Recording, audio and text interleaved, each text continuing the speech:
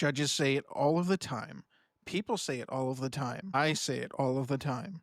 The number one most valuable and important asset that the vast majority of married couples own together is their house. That means when they get a divorce, that house is likely going to be split in half, where it can be used to pay off debts. It can be unequally divided to make people whole. If one party has been paying the mortgage the entire time as a sort of credit slash set off against something else, it can be used in a disproportionate manner to arrive at a settlement and have an uncontested divorce, or to resolve all outstanding issues at mediation, or to equalize assets in your equitable distribution. Now, that is a mouthful, ladies and gentlemen.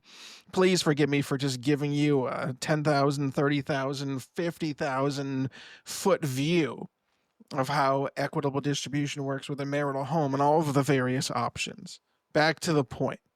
What happens if you've started a case, one of the parties is financially destitute and otherwise cannot do anything in their financial future until that home is sold? Maybe they're being sued by credit card companies.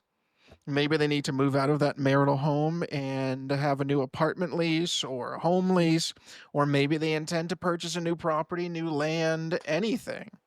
The possibilities are endless. Dealer's choice depends on the case. What happens under those circumstances when one side refuses to sell the marital home? In this case, might take 1, 2, 3 years, 1, 2, 3, 4, 5 days of trial someday. What do you do? One side can file a motion asking for what we call interim distribution of marital property, but that is seldom granted.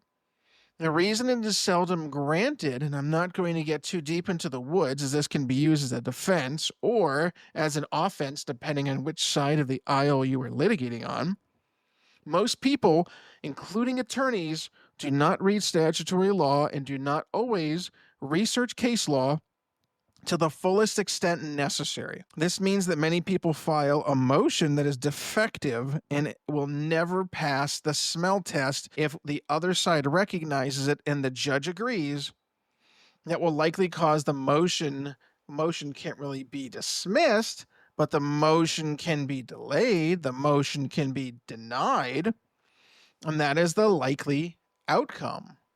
So what happens if somebody files a defective motion? Well, let's hope the attorney defending that client who does not want the home to be sold or does not want the car to be sold or the boat to be sold or some such other thing recognizes that the requirements have not been met, the proper things have not been alleged, the standards have not been met, and case law may speak to the contrary of that other motion.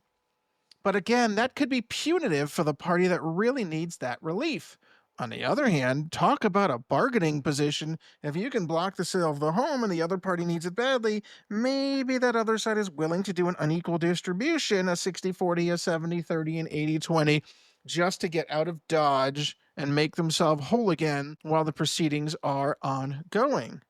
And now there is a different school of thought. Some attorneys like a global resolution of all issues all at once or not at all, because one issue can affect another, can affect another, can affect the totality. If the marital home is sold, that could then affect alimony calculations. That could then affect how other property is equitably or unequally distributed by the court at another hearing for temporary relief or at trial via the final judgment issued by the judge.